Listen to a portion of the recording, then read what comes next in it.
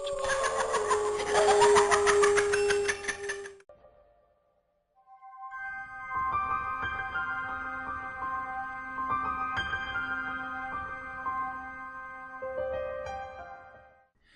So when I was younger, my mom used to tell me stories about when she was a child. Most of these stories had to do with life lessons learned and how much she had overcome. I really liked these stories because it made me feel closer to her. She used to work so much and was trying to get her nursing credentials, so any time with her was precious to me. All of her stories started kind of sad, being that she spent a part of her life on a farm in Mexico. Her family wasn't rich, and they had to work really hard for what little they did. It really made me appreciate all the things that I had. But I digress.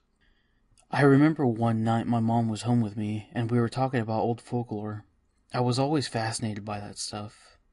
One of the stories she told me was about this woman who had killed her kids. I'm sure you've probably heard about this. This story was usually called La Llorona, or the Wailer in English. Each village and region has its own take on the story, but generally, it's about a woman who has children, and because of some sort of selfish event in her life, she ends up killing them. Usually, it's by drowning. She would later regret her decision, leading to her death and causing her to forever wander the rivers or bodies of water searching for them. Now, normally this story is meant to scare children into being good, or else she would come and get you. But this particular story, it chilled me to the bones. My mom told me that she had woken up in the middle of the night and she needed to use the restroom.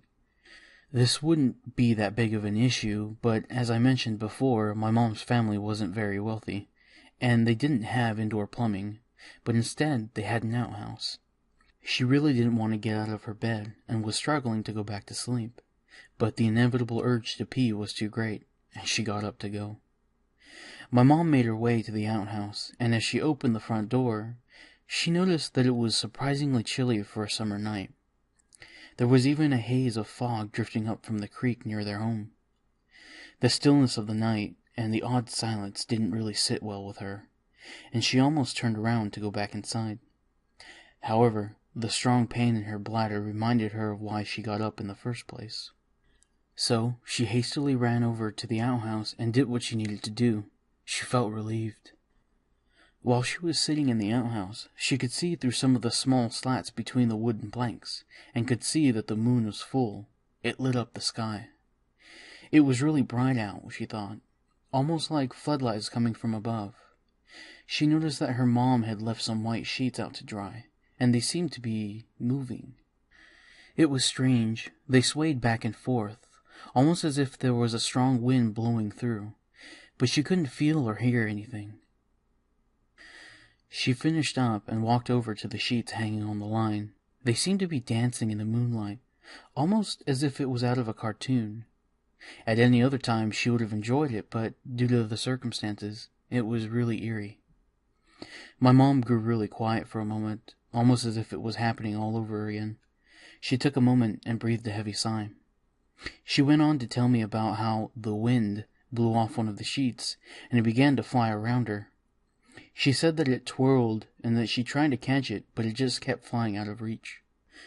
It flew away from her, and it finally settled down, landing some yards away, so she walked over to it to pick it up. It was at this time that she noticed the fog again.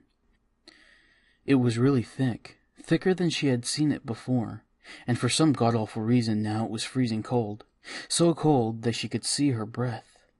She was uneasy about everything at this point. What happened next, my mom says, was possibly the single worst thing that had ever happened to her as a child.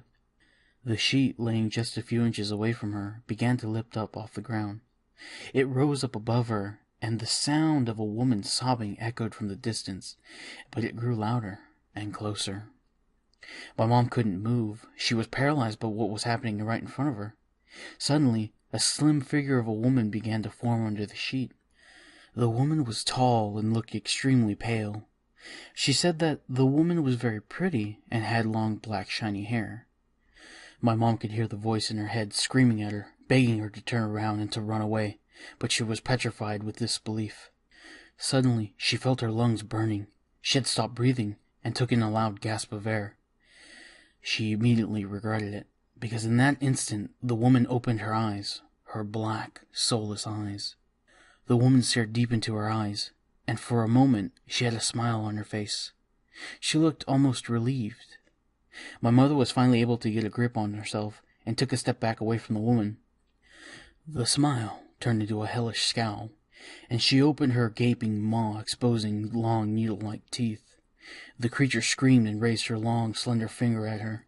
The woman spoke, and in Spanish said, You are my child." To this my mom quickly backed away, screaming, No, I'm not, please, just leave me alone."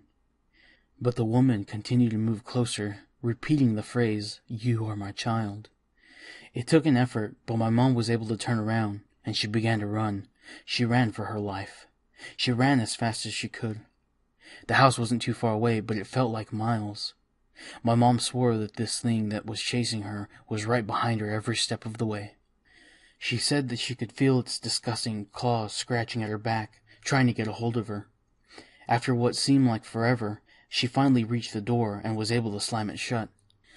My mom felt safe, or at least she did until the doorknob began to turn. My mom jumped up and latched the door, the creature trying to force its way in, screaming and pleading for my mom to go with her. My mom tried to scream, but nothing would come out.